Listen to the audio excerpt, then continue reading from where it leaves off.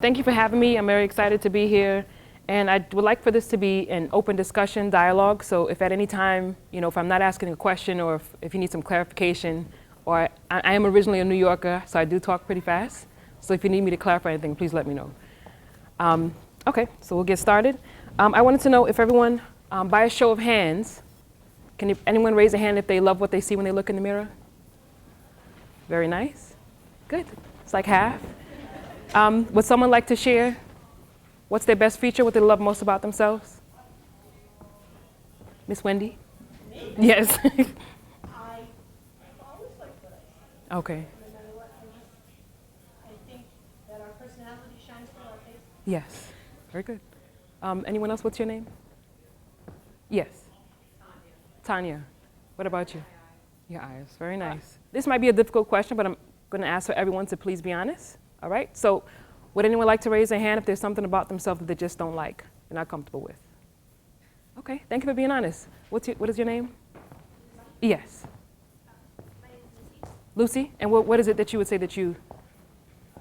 My height. Your height. Okay. Is there any particular reason why, or you just? I feel like I'm a little short. Okay. Shorter compared to? I'm like a little bit lower than average height, so it's kind of like when I'm standing with friends, you can notice that I'm a little bit shorter. Okay. And is anyone friends with Lucy? Your name is? What's your name? I'm sorry. Lucy. Would you say what's your name? What is your name? Samantha? Samantha. Would you say that she's too short? I don't think so. We look about the same height. Okay. All right. And I'm sorry. What is your name? Yes. Athena. Athena. What would you say that you just something that you just don't like? Close. Oh my God. What is that? That was what I was saying. Okay. And your name again is? Tanya. Tanya. Would you say that about her looking at her? No. Do you notice it? No, I don't. Okay. So you're back and forth. But I just said that to bring up a point. 4% of women don't consider themselves to be beautiful. And I don't know if back in 2011, Dove did a survey where they conducted answers from about 3,200 women, ages 18 to 64. And unfortunately, only 4% of them consider themselves to be beautiful. I noticed that they did other surveys, and the women that had the highest percentage was Brazil and India, even though it was still considered to be low. Brazil was about 12%, India was 8%. So U.S. had the lowest percentage of all of them. So I can also say the study may not be accurate because 3,200 is compared to the millions of people. But I know from discussions and having conversations, I do realize that women, not just women, but also men do have a really horrible idea of self-image, of self-perception. So boys and men also struggle with body image as well, body shame. And that was Stanford University did a focus group where boys linked being fat with the weakness of will, and they considered muscles to be something that was considered to be more strength or power. And that was conducted from ages of 18 to 35 from a question and answers. So although we don't hear the stories, unfortunately, of boys and men, I think that there is a bigger platform for women, and me being a woman, I tend to focus on women, but boys and men also suffer with body shame as well. So when it comes to beauty, who do you think determines it? Who determines what's beautiful? The media. Okay, yes. And what would you say? I'm sorry, I'll come to you. I would say like the opposite sex. Opposite sex. So you think The spouse or boyfriend. they kind of determine what? Some are usually based on like looks. Okay. Yes, it's very true. I've heard that quite a few times, actually. There's some people, I had a friend who didn't get a job because she said that they required her to wear a wig, and she did not want to wear a wig, so she did not get the job, which is discrimination, but this is like a reality of what's happening. Also, some jobs require you to wear makeup, and if you don't wear makeup, then you cannot get the position, and that's, yeah, I see your mouth open, right? It's ridiculous. But it is, and I would say that one thing that people don't know is the media. There are 6 media giants that control 90% of what we read, watch, and listen to. There are 6 guys from my study that I've done. There's 6 white guys from the ages of 30 to 50 that own all these companies. So the 6 media giants are GE, News Corp, Disney, Viacom, Time Warner, and CBS. So that's 232 media executives that control the information diet of 277 million Americans. And you're right, it is the media. Media is the biggest issue. So, so when it comes down to the beauty industry, what do you think it boils down to, or what beauty, what they consider to be beautiful? What do you think it boils down to? Anyone want to answer that question? Yes. Whatever appeals to one of those 232 white men. Right. Okay. And what do you think that actually, to just dive in a little bit deeper, what are they really looking to get out of what they make you think what's beautiful? Money. Right. Yes. So I would say that this is considered to be the Barbie Ken complex. Insecurity sells. So people are striving to look in a way to try to strive for perfection, and perfection does not exist. So a lot of times, I feel like we live in a quick fix society where everyone is striving to look. It is the Barbie complex, So we're doing whatever is necessary in order for us to enhance our ways, or what they may consider to be enhance our ways. And it's not, as I mentioned before, I couldn't get a picture of Ken, but it's males as well. And so they don't usually, what the ads are constantly telling us to cover up. With women, it's losing the weight, tummy tuck. With men, it's getting more muscular, cover up the grays, use makeup to cover it up. Everything. There's nothing that really tells us to embrace our natural beauty, except for recently I've been seeing some things like Special K has come out with commercials. Dove has come out with a few things as well. But there's still not, I feel like there's not a big wave of the industry or the media that's really telling us to keep positive. So instead, we focus on whatever we need to do to give us that quick fix. And really internally, what we're not told is we're not educated to tell us, we're not educated to understand the side effects of altering our ways in any way, or altering our bodies. And so what we do is we feed into the media. When we feed into the media, they profit from our insecurities, and of course, then they make the money. And so that's what it really boils down to. So for me, it's like a systematic. There's no difference from when you think about GMOs. I'm an advocate for healthy food and healthy living. Chemtrails, I don't know if anyone knows about chemtrails. In the air, they spray chemicals in the air, and it affects our body. So it's not really about what's good for us. It's just about what's most profitable for them, unfortunately. And so has anyone ever heard of the Photoshop effect? Okay, folks, so very quiet, please. Camera's rolling, and we're recording sound. It's slated. Sounds great.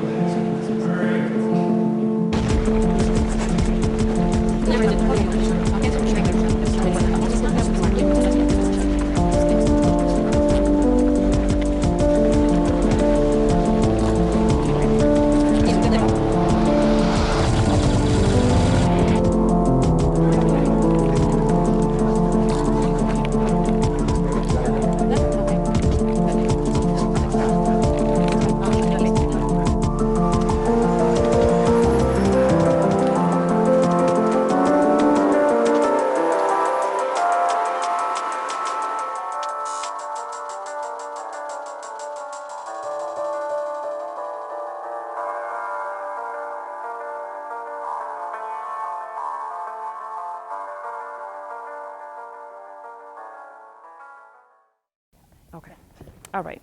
And I wanted to show you that because I wanted you to see that this is really what they do in magazines. And also, even though there's film cameras and people don't assume that film cameras can digitally manipulate anyone's, might not go through the alteration as far as that is in-depth as that, but a lot of film cameras now, the digital film cameras, they call it enhance, but it gets rid of the lines, the natural lines that we have in our faces. And so when you look in a magazine, this is pretty much what you see. It's not, the ads that we see are false. It's a lie. And so this is what's fed not only to us, but also to the younger generation, which I think are affected most by the whole digital manipulation of Photoshop. So I just kind of want to get into how I got here. How did I start off with doing what I consider to be social change project, which is trying to change the dynamics of beauty in the media or in our society. So this is some of my personal work. I'm a photographer. I focus mainly on women, and the women that know that when they come to me, they cannot, I'm not doing any photoshopping. So when they come to me and hire me to take pictures, I work on them really just embracing who they are naturally. So I'm not going to take out a wrinkle. I'm not going to Photoshop out a mole. I'm going to take your picture, and I just want you to embrace who you are. But back in the third grade, I'm going to go back a little bit. I realized I was an artist. I come from a family of builders and artists. And I discovered I was an artist because I used to read the New York Times, and I used to trace the Garfield comics. And I decided, well, let me just try going freehand. And to my surprise, I did it all on my own. So that was my first experience of being an artist. And I took photography in college, and I fell in love with it. And I graduated with a degree in photography. And then soon after I left, I kind of fell out of love with photography. And I did not fall out of love with the art of it, but falling out of love with the direction that I feel like that it's going. So I've kind of become like a rebel in my own field, where I'm not going through with what all the other photographers are doing, because I'm kind of anti-Photoshop. So even though I think you can do it maybe to remove a paper that's on the floor, I'm not going to do it to change your body or alter your body in any way. That's just my own personal experience. So my why, does everyone know what your why is? Like why you do something that you do? There's something usually from an experience that you've had that makes you go in the direction that you go in. So do you understand what that means, like your why? Is that pretty much self-explanatory? Okay. So this is me, a little Alyscia, when I was 8 years old here. As I mentioned to you, I was born actually in Tacoma, Washington. I grew up in Queens, in Corona, Queens. And I moved now in Maryland. But this is my dad here. My father told me every day, there wasn't a day that went by that my father didn't tell me, Alyscia, you're beautiful. I've always heard the encouragement every day of my life. And my father's why he always wanted me to feel secure was because he felt worthless as a child. When he was 3, his mother had decided to drop him off and his other 3 siblings, so 4 of them total, to the orphanage. She told him that she'll be back tomorrow, and she didn't return. So he had an experience of, that's a long journey, but he did not feel like he was worthless. Like he didn't feel like he was worth anything. So his why of telling me all the time that I was beautiful was because he didn't feel that he mattered to anyone. And what happened was, this is my auntie Sybil, who was my grandmother's sister. I was in the 5th grade, going through puberty, and my face was full of pimples, and I'm going through hormonal changes, and my auntie looked at me in my face and she said, Alyscia, you're getting ugly. And she said it just like that. My family's from Trinidad. And it kind of tore my world down for a little bit, because that was the first time that I actually questioned beauty. I never questioned it before. Even though I heard my father say it all the time, I never really thought about, like, am I pretty? I never thought about that. So the first time I thought about it was when she said that to me. And it hit me hard, and eventually I think I came back out of that, because I wouldn't say it was a depression, but it was a way I really felt bad about myself. And Maya Angelou has a quote, and I wanted to share that. It says, people will forget what you said, they will forget what you did, but they will never forget how it made them feel. And I say that because I didn't realize that my why, and the reason why I actually ended up creating the work that I do create, is because I didn't want other people to feel the way I felt as a kid when I didn't feel good at all. So my children, of course, is my first why. These are my 3 children. I have a son and 2 daughters.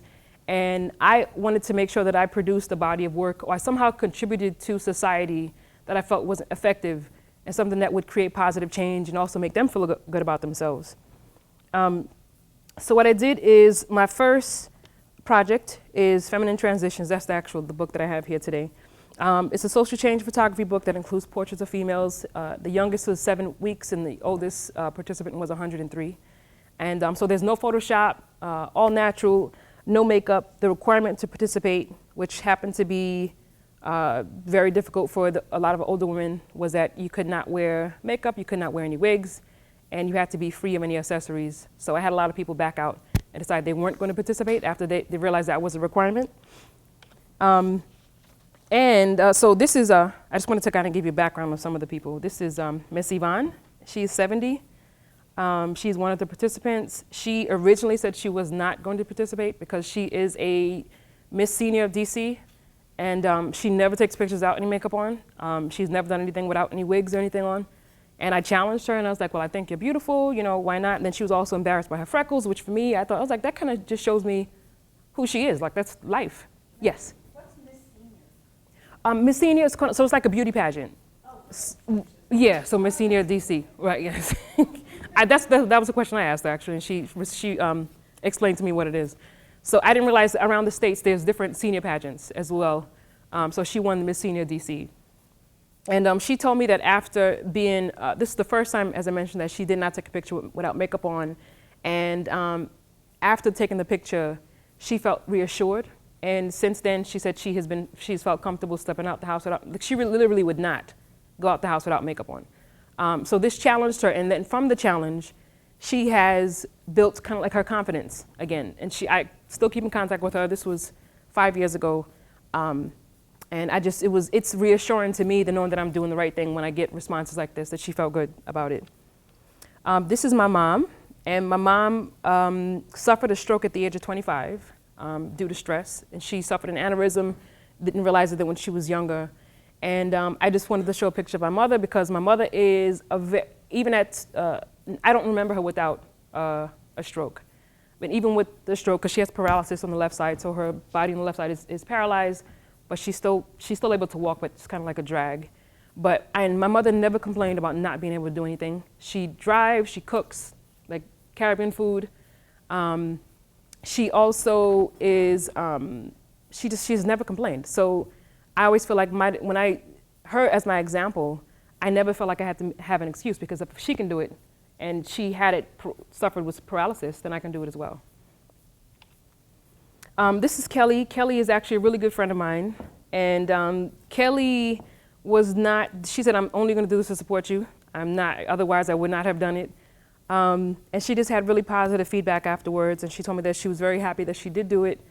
And even though she does not wear makeup, what she did say, she does not feel comfortable with herself. But having to participate in my book and my project as well, helped to challenge her. And she feels really good. This is Miss Yvette, and Miss Yvette is 64. Miss Yvette also was one of the women that said that she does not wear makeup, and if you can see, her cheeks were a little bit pink, but that's because she had wiped it off to take the picture.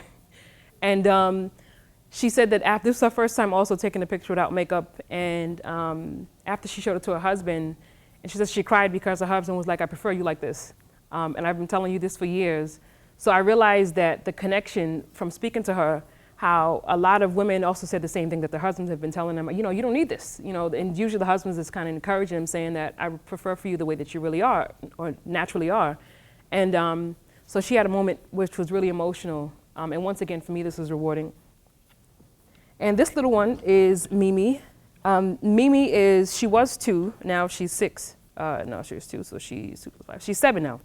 But Mimi, her story is she was adopted. She's originally from Ethiopia, and her mother and her dad, her adopted parents, were missionaries. So they happened to go to Ethiopia. One is a pastor, the other is a chef. So they traveled to different countries, going to help both with ministry and with food. And they saw Mimi, on the ground beside a lady, and they'd asked, you know, what happened to the lady, and then they realized that it was her mom, and her mom had died. And her mom was beside her on the ground, and she was sitting there still trying to nurse from her mother. So somehow, I'm not sure how they were able to work it out, but she said they were able to work it out where they was able to adopt her, so they came home with Mimi, and that's their daughter. But she is really resilient, very cheery, and for me, I look at her eyes and I can see her strength, and like she has like an old soul, because she says things, it's like, you're just 2, what are you talking about? But okay, I just wanted to kind of show you that. So what I'm doing with the project now, which I'll get into, I created a social media campaign. The little one on the left is my daughter on the top. She is not in the original book, but I'm still taking pictures because I'm gonna create a second edition. And so with the social media campaign is I wanted to have like positive words of affirmations, and I did like a blast. It went viral, and I got a lot of media attention from it. So I did get an ad in the Huffington Post, Cosmopolitan magazine, Ashton Kutcher has I don't know if you know A+ Media, does anyone know that? No, it's a positive media outlet. So if you want to hear positive news or good news, Ashton Kutcher has a website called A+ Media. And it also got the attention of Soul Pancakes, you know that one as well? It's another positive media outlet that Oprah has a collaboration with. So this went viral, and I was very happy to do that, and I'm still doing that with the other current projects that I'm working on as well. So what I would like to do is kind of go into, I did mention that my family's from Trinidad, but does anyone else have family from other parts of the country? You do? Where's your family from? Yes. Mexico. Okay, and where's your family from? My family's from Serbia. Do you notice, or if you notice, if your family might not be from there, but does anyone notice that when your family is from other parts of the country that they are really direct, maybe even a little harsh with communication, like they might say, like for example, my aunt saying, hey, you look out, you're getting ugly. I don't know, have you noticed that with your family? Is it, yes? Yes, where's your family from? My parents are from Barbados. Ah, okay. As you know, Western is the mouth has no cover. Yes, yeah, they have no filter. Right, okay. So what I wanted to do is just based on that, sometimes, I mean, even if your family is not from here, but what I wanted to do is I would like to, for everyone to kind of, I thought this would be in like a classroom, but even if we can kind of connect together, I would like for this to be just a short breakout session for everyone to kind of connect the dots. And I want you to talk about your experiences and how it might have affected your self-perception or your self-esteem. So kind of like what I mentioned, that my family, because of what I went through with my aunt, it created a why for me and why I create the work that I create. If you can kind of get together, maybe 2 or 3 people, and just talk about your experiences. If you prefer not to get personal, if you can just be brief with each other, and then we can discuss it afterwards. So just 5 minutes. So what I would like to share is sometimes a lot about our self-perception, or what we've been told, or we think, particularly from the media, or maybe family upbringing, kind of gives us a different perception of what we think we may be or what we look like. So I wanted to show you a quick example. I have to go back here to show you Dove Beauty Sketches. Has anyone seen that one? No? Okay. So this is just 3 minutes. I wanted to show you this really quick. I'm a forensic artist.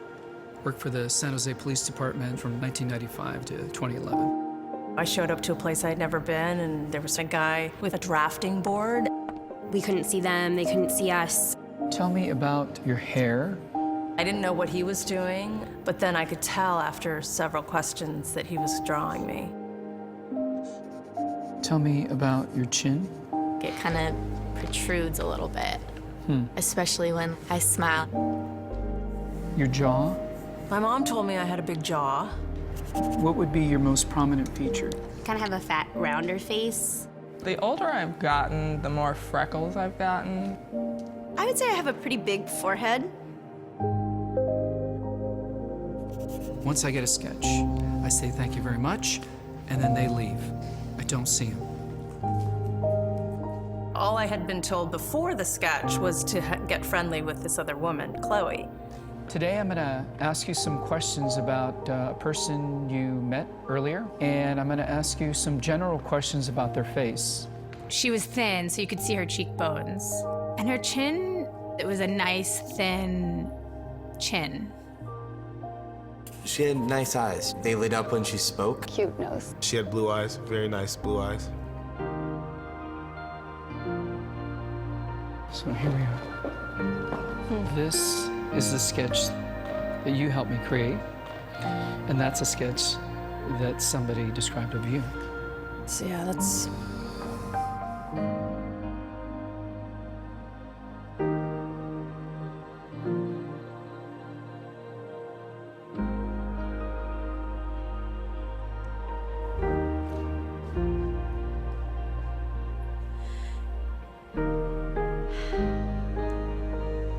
She looks closed off and fatter, sadder too. The second one looks more open, friendly, and happy. I should be more grateful of my natural beauty. It impacts the choices and the friends that we make, the jobs we apply for, how we treat our children. It impacts everything. It couldn't be more critical to your happiness. Do you think you're more beautiful than you say? Yeah. Yeah. We spend a lot of time as women analyzing and trying to fix the things that aren't quite right. And we should spend more time appreciating the things that we do like.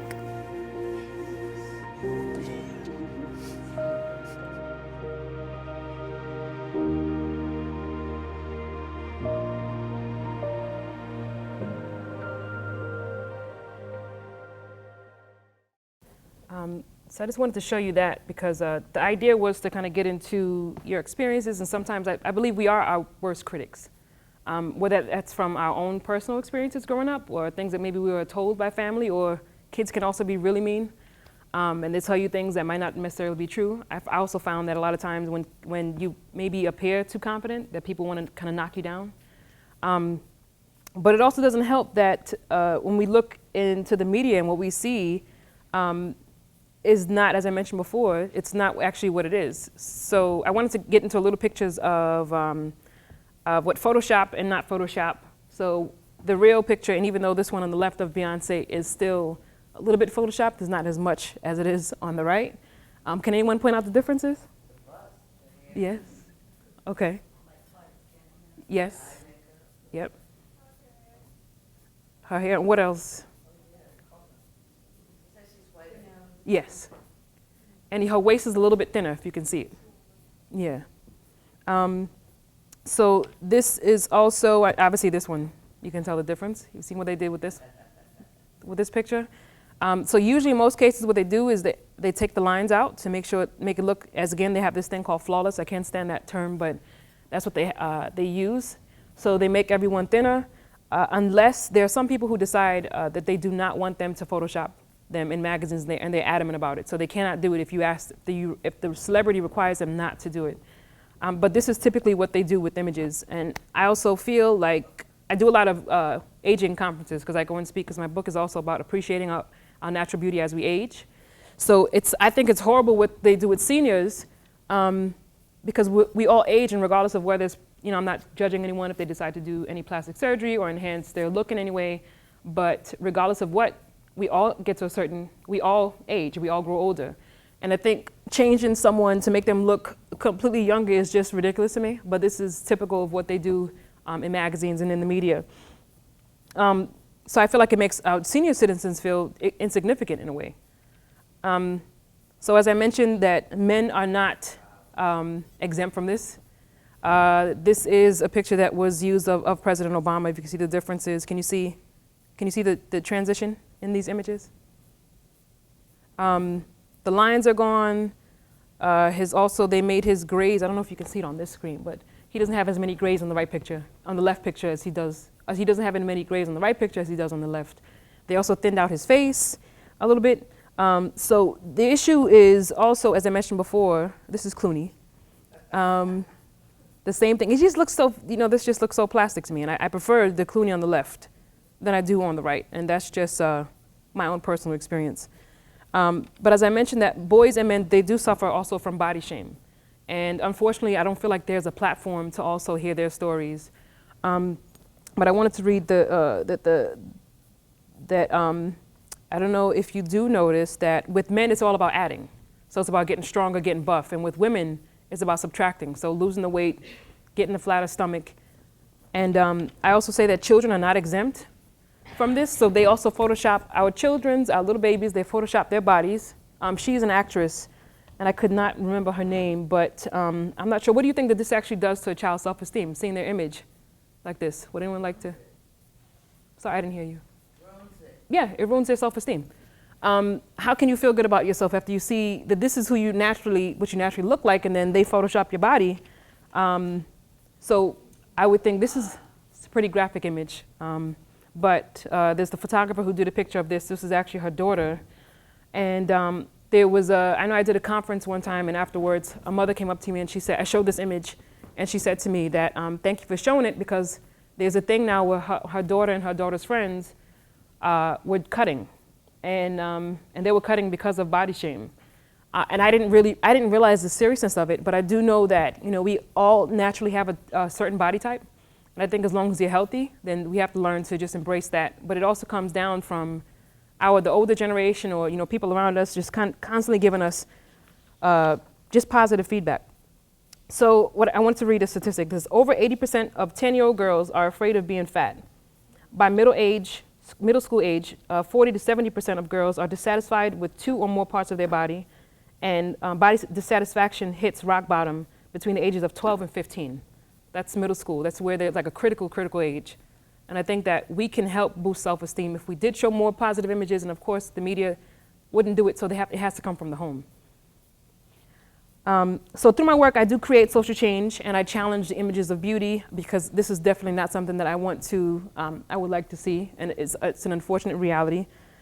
So that brings me to another project that I'm working on. I don't know if anyone knows of any women that have suffered from hair loss, whether it's from cancer or you do. Okay. So this is my second book that I'm working on. I'm working on a book, and this will be my first documentary, since I wanted to see the film as well. I'm More Than My Hair, Bald and Beautiful Me. So it's images of girls and women who have lost their hair due to medical conditions, and also those who've cut their hair in support of a loved one.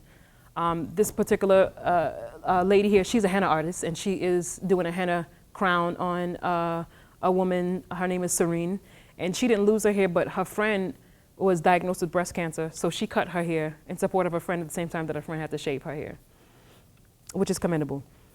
This is also Jamila. She has been my biggest supporter, she and her daughter, and she lost her hair from, does anyone know what alopecia areata is? So she lost her hair in spots, and she shaved it because there was so much that had gone. Recently, she had been diagnosed with leukemia, but thankfully she is healed. But from the chemotherapy, her hair started to grow back, she was like, I didn't really care about my hair because I just wanted to live, but her hair did grow back.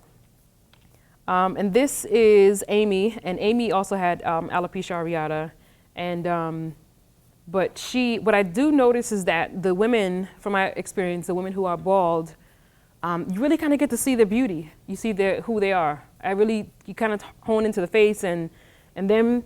And the reason how I ended up coming out with this project was because in 2013, this was right when I launched my first book, Feminine Transitions, I decided that I was going to cut my hair and donate it to a cancer organization. They were doing a big chop. I had locks for 16 years, and it was not, I blog about my experiences, and it was not well liked, I say. It was criticized because it was this big thing about, you had locks, you don't cut your hair. Or I kept on hearing like a woman's hair is her strength, which I think is ridiculous. And it was her beauty. And I was like, this is ridiculous. These women who are losing their hair. So for me to cut my hair wasn't a big deal. And also my same Auntie Sybil, who I showed you the image of before, at that time she was diagnosed with cancer, and she lost her hair. So I felt like it kind of closed the chapter. She passed away a year afterwards, but it kind of closed the chapter that I had with her, and in a way kind of a contribution to her as well. And then this is Shanae. She also had alopecia. Her hair grew back, but then she kept it short because she liked the way she looked without her hair. So what I would like to do is, before getting into Q&A, I know because the time is coming up pretty close, it's 11:07. I wanted to know, well, first of all, sorry, I'm going to go into, this is another project that I'm working on, sorry. This is Masculine Transitions. I'm working on a book, so it's the female version of Feminine Transitions, and the reason why I'm doing that is because I'm a mom. I have a son who is 14, and I realized when he was around 12, so the same age with the girls, middle school age, his self-esteem was not, I feel like, where it should have been, and then he would come home, and boys kind of shut down. I don't know if anyone has little brothers or sons. They're not very open. They don't talk about their feelings. So after having a discussion with him and realizing that, they go through their changes, and he was telling me that a lot of times the boys, and even the girls, and they tell them like, okay, you don't have the newest clothes, or you don't have the newest sneakers, and they make fun of them. So I wanted to do this in tribute to my son. I didn't want to forget about him because I did the first one in tribute to my daughters and to other little girls, but also I want to do something in tribute to boys as well. So I wanted to talk about my inspiration as far as getting into feminine transitions. Are there any aspiring authors or people who you do? Okay. Any ideas? What is it that you would like to write? I hate you because of what you've got, and you hate me because of what I'm getting. Okay. Oh, nice. Is that from personal? No, second. Second, okay. Okay, nice. Anyone else?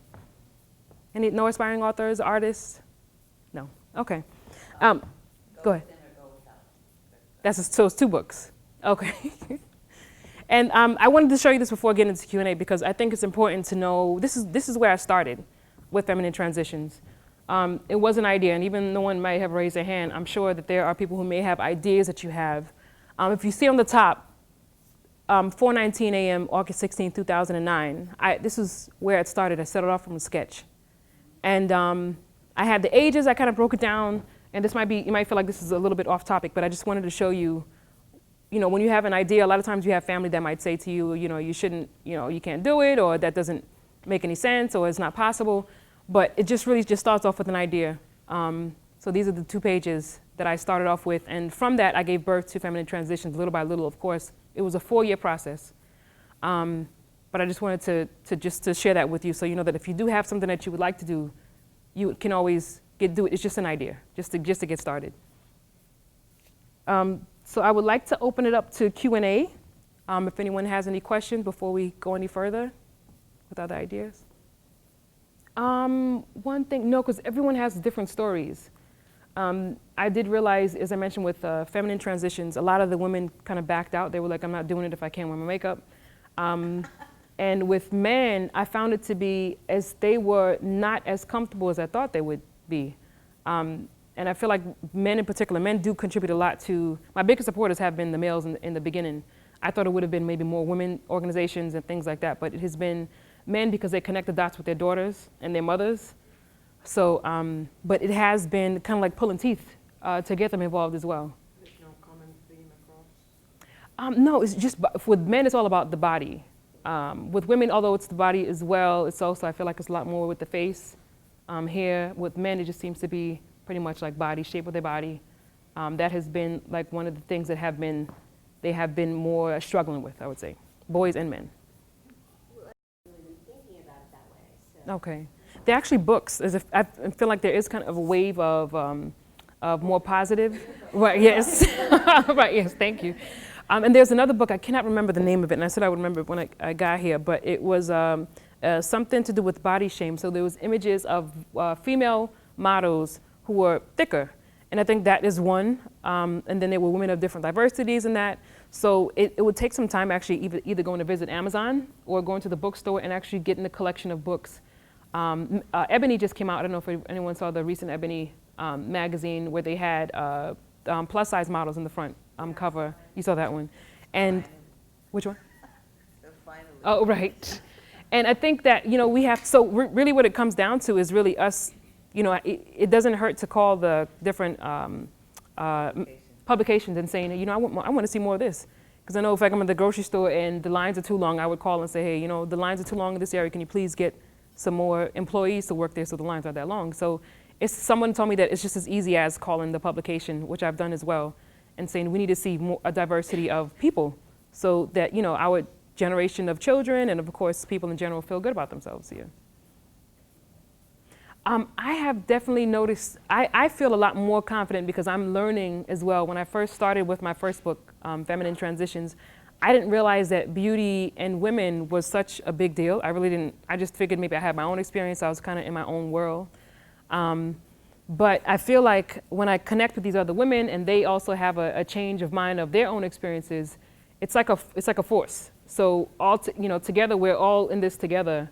And for me, it's empowering. So it has empowered me, empowering them, and they have empowered me without even realizing that they've empowered me as well.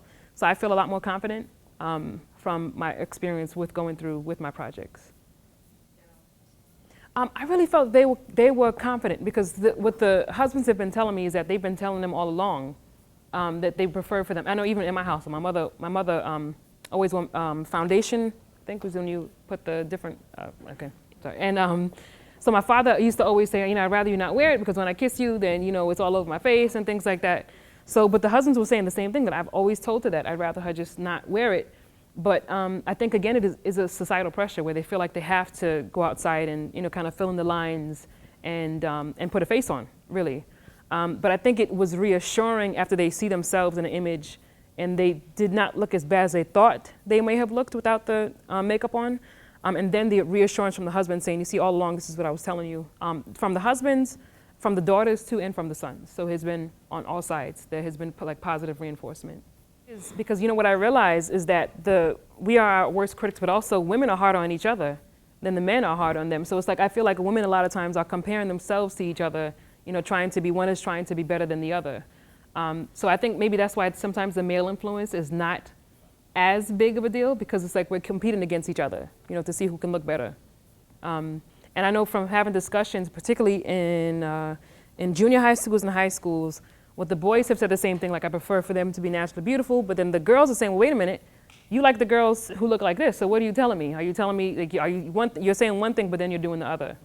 So I don't know if can you give me some feedback on that one? Is that true? Yeah, I was saying that when I go to junior high schools and high schools in particular, when I have discussions with the students, they're saying that the boys are saying I prefer for the girls to be naturally, I prefer for them without their makeup and just to be as natural as they are. But then the girls are going back and saying, well, you prefer these girls who look like this, who are completely opposite of what you say. I would definitely say it was a confidence, but I don't know if you was in the room when I spoke about my father. Were you here when I spoke about my dad? Yeah, I think because of that, that's why I always stress how important it is for the children to hear it at home, because I think because I've heard it so much from my dad, that it did give me a boost of confidence. I never really thought about me being otherwise, and I always heard him tell my mom, you know, that I prefer for you to be naturally, you know, without the makeup on. My mother at that time, this was in the 80s, she had a jerry curl, and my father couldn't stand the jerry curl. So it was my mother, so I feel like that was instilled in me at home because of my dad. So even though I did feel like my auntie, when she told me it hit me like a ton of bricks, it was still because of his positive reinforcement, I was able to build back up my confidence again. It took me about 2 years when I started really feeling confident again.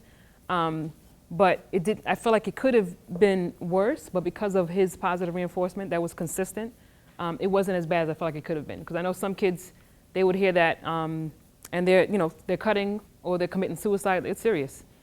But because of him constantly telling me that, I felt like I had a confidence within me. Then yeah, if that makes sense. Yeah. Thank you for your comments and questions. So what I want to do is, before closing off, I wanted to do a recap. Can anyone tell me who determines what's beautiful after having a discussion? Yes, we do. And I say that because after, I want everyone to do just a quick mental exercise before I get into this. So we're just going to take a minute. And what I want you to do is to think about a place, either a place that you visited. It could be outdoors, indoors, maybe it's a beach, maybe it's a place in the city, anywhere that you really love to be. I want you to picture it in your mind just for 1 minute, and I want you to bring all your sensory in it. So think about it, smell it. I want you to feel it for 1 minute. So go ahead. A place that you really love, visited, or you've been there before, or you just would love to be there.